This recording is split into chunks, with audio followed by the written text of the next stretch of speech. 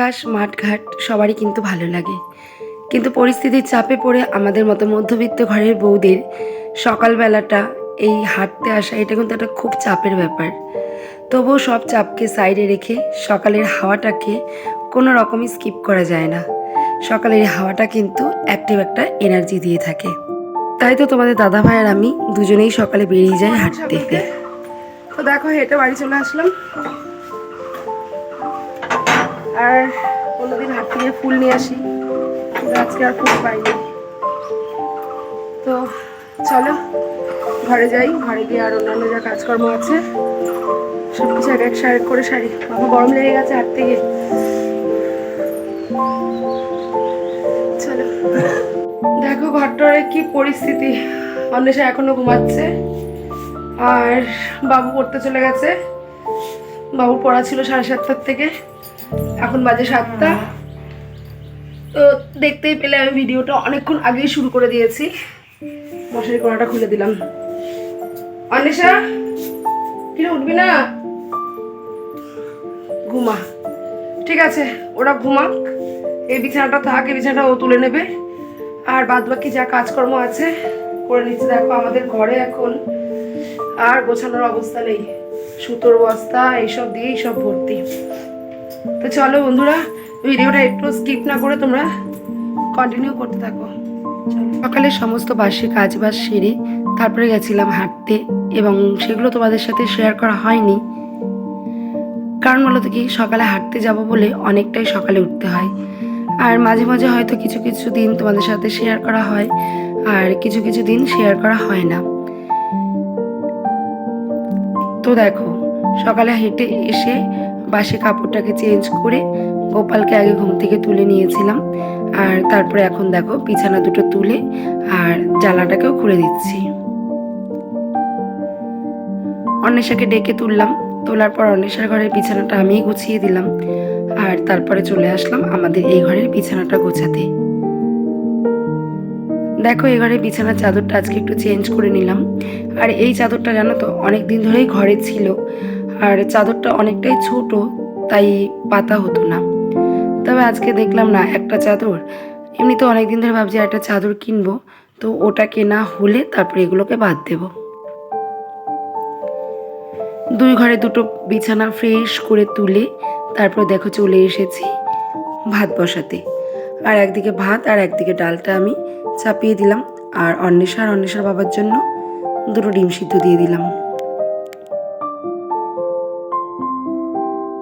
চাইলেই কিন্তু আমি আরও অনেকটা বেলা করে বা অনেকটা দেরিতে ঘুম থেকে উঠতে পারি, কিন্তু ওই যে সকালে হাঁটতে যেতে হবে, তো এই জন্য আরও একটু ভোরবেলা উঠি, উঠে বাসি কাজকর্ম সেরে তারপরে কিন্তু হাঁটতে যাই।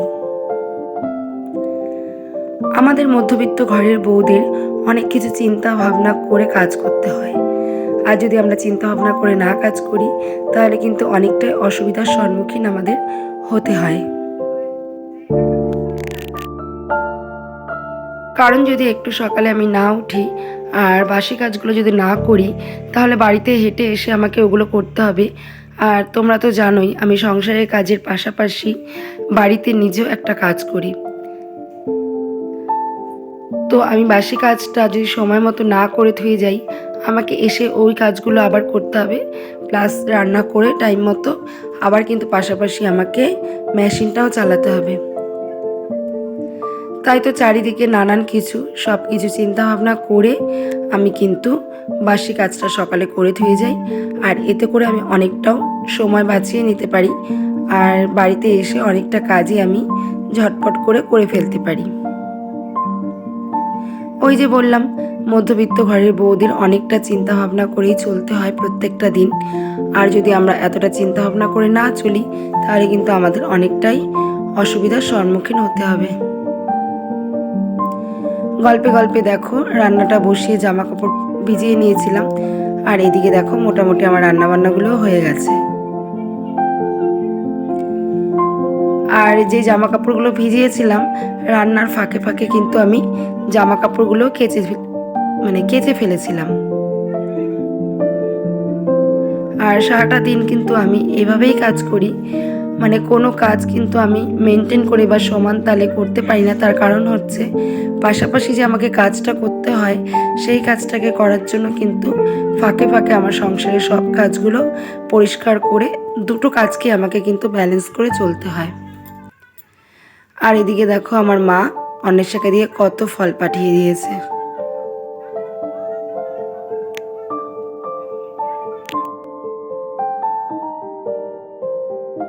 আমার মা ভালো মতোই জানে যে আমি ফল খেতে ভালোবাসি, তাই দেখো অন্বেষার কাছে ফল পাঠিয়ে দিয়েছে। আর গ্রিন টি শেষ হয়ে গেছিলো, আর একটু গ্রিন টিও আমি আনিয়ে নিয়েছিলাম।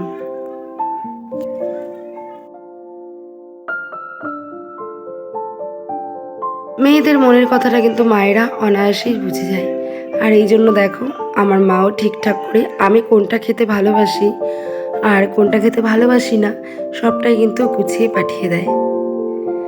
আর আজ হচ্ছে অন্বেষাদের স্কুলের প্রীতিভোজ, মানে সরস্বতী পুজোর খাওয়া দাওয়া। তো সেই উপলক্ষে ওরা যাবে এখন সরস্বতী পুজোর খাওয়া খেতে। আর দুজনেই দেখো শাড়ি পরে নিল, অন্বেষা স্বস্তিকা দুই বান্ধবীতে শাড়ি পরে নিল। তো ওদের দুজনকে আমি ভালো করে শাড়ি পরিয়ে দিলাম।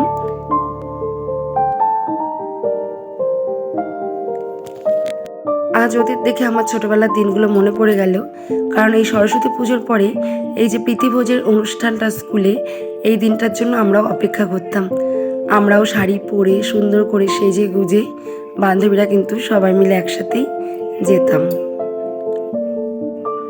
আর আমার মাও ঠিক এইভাবেই শাড়ি গুছিয়ে দিত, পরাতে পারতো না মার শাড়ি, বান্ধবীর মার কাছ থেকে পরতাম।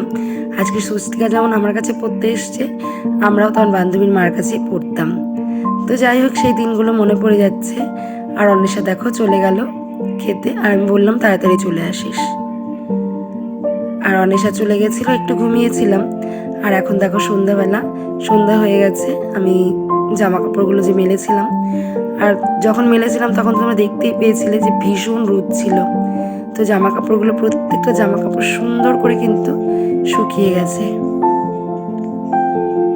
এই যে গরমের দিনটা এসেছে না, এখন যেখানে সেখানে জামা কাপড় মেললেই কিন্তু শুকিয়ে যাবে। তো না শুকানোর ভয়টা কিন্তু এখন আর নেই। আর কারো ছাদে যাওয়ার প্রয়োজনটাও কিন্তু এখন নেই। আমার বাড়ির আশেপাশেই এখন জামা কাপড়গুলো শুকিয়ে যাচ্ছে। তো দেখো জামা কাপড়গুলো তুলে নিয়ে আসলাম, আর ওই দেখো সৃজা পড়তে এসেছে। আর এদিকে দেখো অন্বেষা স্কুল থেকে খাবার নিয়ে চলে এসেছে, ড্রেসও চেঞ্জ করা হয়ে গেছে। চলো দেখা যাক কি দিয়েছে বাসন্তী পোলাও, কষা মাংস আর একটা করে মিষ্টি। আর যেহেতু অন্বেষাদের একটু লেট হয়ে গেছিলো যেতে, তাই ওরা টেবিলে বসে খেতে পায়নি, ওদের প্যাকিং দিয়ে দিয়েছিল স্কুল থেকে। কিন্তু আজকে স্কুলে ছিল যে মানে বসিয়ে খাইয়েছে প্লাস প্যাকিং দিয়ে দিয়েছে, কিন্তু ওরা আর বসে খেতে পারেনি, ওরা প্যাকিংটা নিয়ে চলে এসেছে। আর সত্যি আমার মেয়ে আগেই বলেছে আমি নেবো আর সবাই ভাগাভাগি করে খাবে। সত্যি ও নিয়ে এসছে আর আমরা সবাই মিলে ভাগাভাগি করে খেলাম। আর এতে ওর কোনো রাগ নেই, কারণ ওইটাই বলে যে মা নিয়ে আসবো, সবাই মিলে ভাগাভাগি করে খাবো, এটাই ভালো হয়েছে। তো চলো বন্ধুরা সবাই মিলে ভাগাভাগি করে খাই। আর ভিডিওটা এখানেই শেষ করি। ভালো লাগলে লাইক করে দিও, কমেন্ট করে দিও, চ্যানেলটাকে সাবস্ক্রাইব করে ছোট্ট পরিবারের পাশে থেকো। টাটা।